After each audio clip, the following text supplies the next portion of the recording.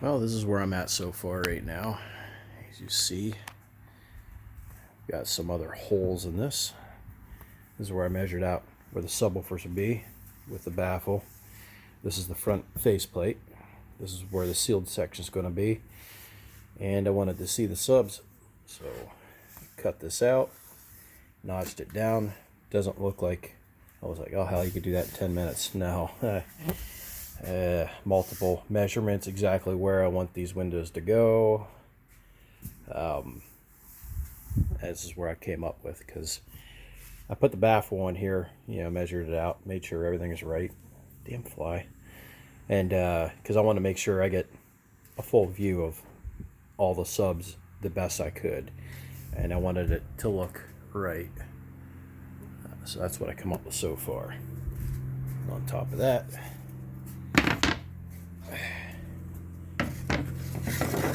I got some beauty rings, and they are birch. So this will be black, and I'm going to clear these so they look nice, polyurethane. Of course, I've got my router table set up, and 80 pounds of sawdust laying all over. But yeah, I'm gonna router this off, make it a little smoother, make it look a little more presentable. I also did the same thing with this. So I still have the coating on it. Removing it, you want to keep the coating still on the plexiglass.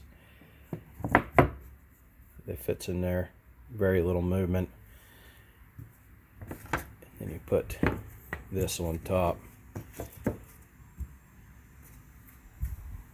Of course, I'm going to seal it. I'm going to put a very little sealant with that high test stuff. Very, very little dab down in the corners here. That way it gets a good seal the whole way around. I'm going to drop this thing on it. And then I'm going to do sealant again. A nice, a little bit thicker bead going in there. Then I'm going to drop this on it. Then I am going to flip it upside down and run the screws this way. That way there's no screw holes in these. Kind of brilliant.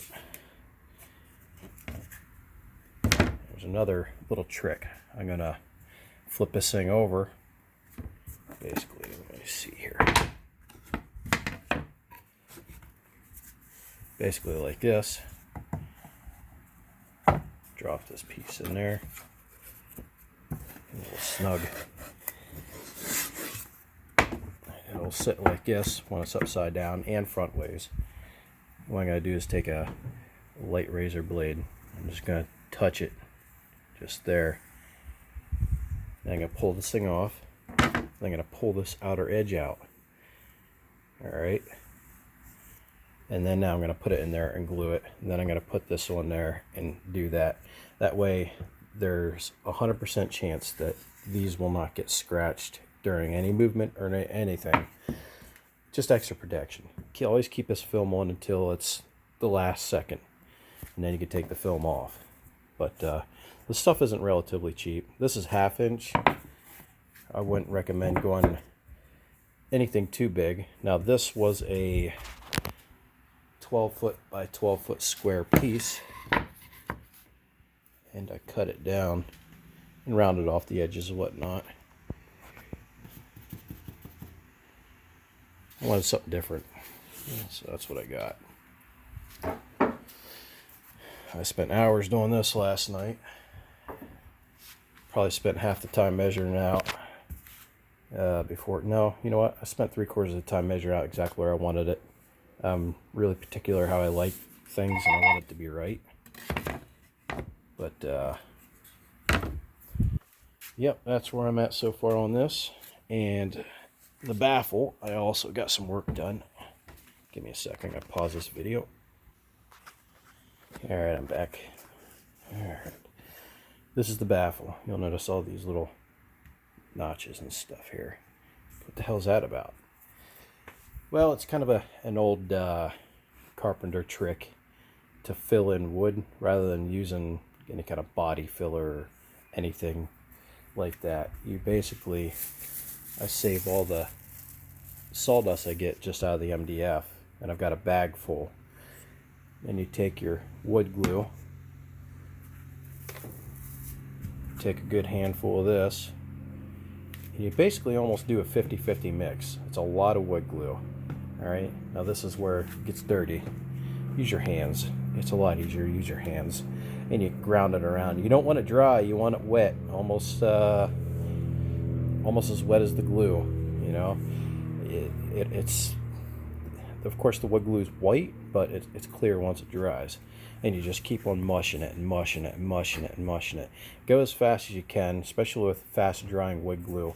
Of course I use the, it's longer. It takes a longer time for this stuff. It's the heavy duty stuff. And after you do that, then you can mush it right into every one of the little, not cracks, but holes that were drilled. And when you go to sand it, which I'm going to demonstrate here soon, you'll have a nice flat surface. And it won't look so bummed. You won't have all these screw holes like that. It'll just be flat. You won't see it. I'll do that. I'll put you on pause again. Alright. You don't have to use a hardcore grit. Just get a feel for it. But let's see. We'll do this spot. I'm going to try to do it holding the camera. Now I'm right-handed, so let's try this.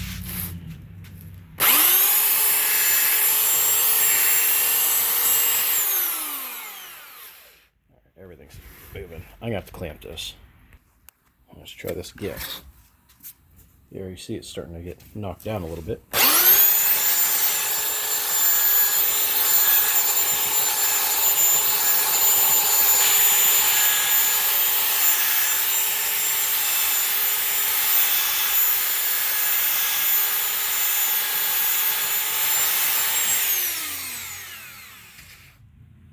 Look at that. You can't even tell that one was there. Get up real close, you can. You see a little bit of a dark spot. This way you can tell a little more. It might be a little wet yet. But that's a big big tip for you guys. It's a easy way to make it still strong again, because it's wood glue and whatnot. Now if you're kind of skeptical, what you can do is after you get done sanding it, you can put some wood glue on it, push it down in there so it seeps in the wood, and then sand over the top, because there'll still be some strength from it going into the wood, and be happy with it. But right there, that's just proof right there. You can slightly see a little dark mark right there. You can definitely see the dark mark right there. Of course this one can use a little more sanding. It's still a little bit of a ridge on it. Let's try a couple more. I was shocked to see this one disappear. I'm like, that was a little too good. They're going to call me a liar. Alright, there's three. There's 3 screw holes here.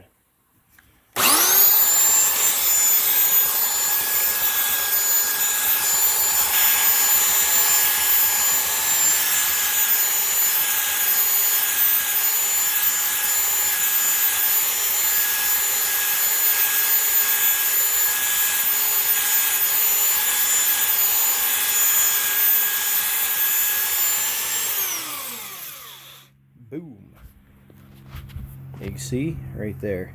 So it's a little dark. It's just a little wet. Yep, I can feel it. It's a little. It sat for probably 10 hours, but it's it'll dry. Hopefully I'll be able to paint this tonight. I doubt it. I still got a lot of shit to do. But right there you go.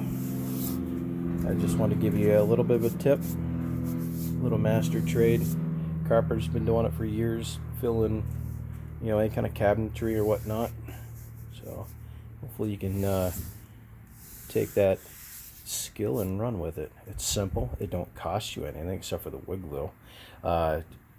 Just a fair warning, make sure you use the same sawdust that you're using to cut the wood. That way it's the same color, because no, not every MDF is the same color.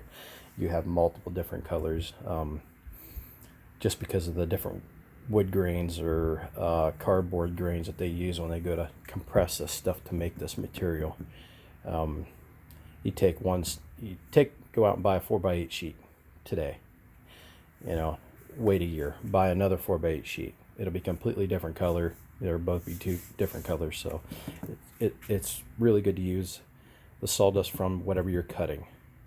And I've got a nice bag of it. So obviously because of all the cutting and shit. So yep, that's where I'm at so far on the baffle. Oh, I think I haven't done this one yet. Sawhorse. I ain't got enough room. I need to get some of these cars out of here. Of course, there's sawdust everywhere. This is the back part, but I put this in. This is where the baffle is going to go against. It's going to slide against this.